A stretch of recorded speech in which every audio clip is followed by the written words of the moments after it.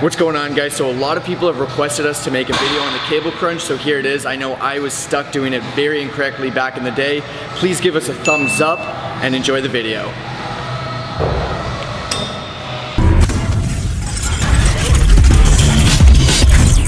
First and foremost, as you guys know the drill, we're going to 3 common mistakes. The first one, this is going to be opposite to all the other videos we make. You don't want to retract that scapula. This is the one time you want your spine completely bent. So you want to get that hunch even when you're lifting up. You want to hold that hunch because you have to consider you're actually trying to crunch here. If you have this retracted, you can't really get a good crunch. You need this forward to be able to squeeze into that crunch. And that is number one. As you can see, Kyle's doing it here. He's got his back very postured. It looks very awkward. It looks like he's trying to kiss the floor, and that's what you're gonna get, as opposed to actually trying to drive that chin all the way down to the knee and really get that big contraction that you're aiming for with this exercise. Number 2, guys, is trying to kiss the floor. This is the most common mistake because you're actually completely screwing up your range of motion. Think of a crunch, you're trying to drive yourself all the way forward towards your knee. This is the exact same thing, it's just a different plane of motion coming from the top. So you want to start with that back hyperextended, and as you guys can see, I'm driving that chin inward. Looks a little silly, I look very hunched, but that's what's going to give me that squeeze. And then kind of like a 2.5 of sorts is to hold the squeeze. You need to play around until you actually feel the squeeze and you feel all of your abs being worked. If you're going too heavy, you're really going to screw yourself up because you're not going to get the contraction you need to make this exercise worthwhile. If you're going too light, you're not going to feel anything. You're going to have to rep it for days, and that is another huge issue.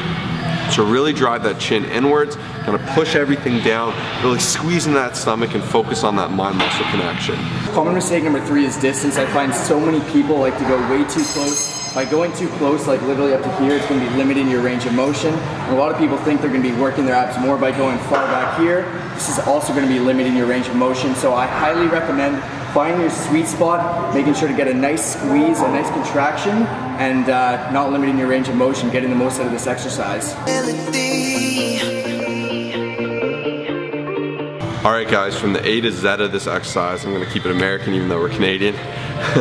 We're going to start from setup to finish. So first and foremost, there's 2 kinds of setups. Some people go high knees, kind of closer knees. That'll keep your hip upward more. I like this a lot better because I get a lot more initial hip flexion, which really helps you drive the force into your core. Whereas the people that have their feet really separated and wide, I find can get a lower range of motion. And a lot of people say to keep your butt down, but I recommend kind of keeping it up, but keeping your hips under flexion to where you can drive into the core, because that's where that whole exercise lies. Like even if you're just standing, you look a bit dumb, but you got to learn how to squeeze into that core. And I find by starting with that hip flexion and then driving inward into your core region, you're going to get an amazing contraction. So that's why I would recommend closer knees. If you do find wider knees more comfortable because your hips, you can get better flexion, that's up to you. Next and most important is your grip. You're going to get a grip like a Facebook grip. You're gonna grab on.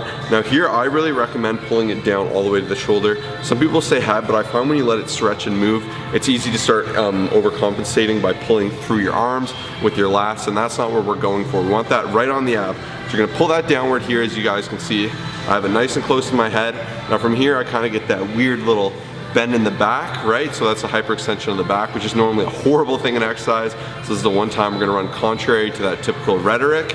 But here, past that, I'm driving the chin inward, and I'm trying to put a lot of force on my abs and keep that all the way down to a huge contraction. You guys can see, I like to hold and make sure I'm really isolating the muscle. But on the way up, you're gonna wanna go to where you feel your abs nice and extended. Not overextended, you don't wanna go too high, that's another common issue. You wanna go just where they're fully stretched out and fully contracted, just like any other muscle. Just like a bicep, you extend, you contract, and that's all it is. And with anything you do, that's what's important. But for this one, above all, play around with things, give it a try, and make sure you're actually feeling your abs when doing this exercise. Thank you guys so much for checking out this video. If you liked it and you learned something, please smash that like button. It really helps us out. Drop a comment, say what's up, say you liked it. Any questions or comments you have, we're happy to answer. We have a lot of other great how-to videos, so I recommend you check out our how-to playlist. That's the first link in the bio. Second, we also offer online fitness coaching. If that's something that interests you, you want to take your fitness to the next level. We do macronutrient coaching, programming, form evaluation, constant support, oversight. We're here for you if that's something you're interested in. Click the second link, watch the video, read the details. We'd love to work with you. Until next time, guys, peace.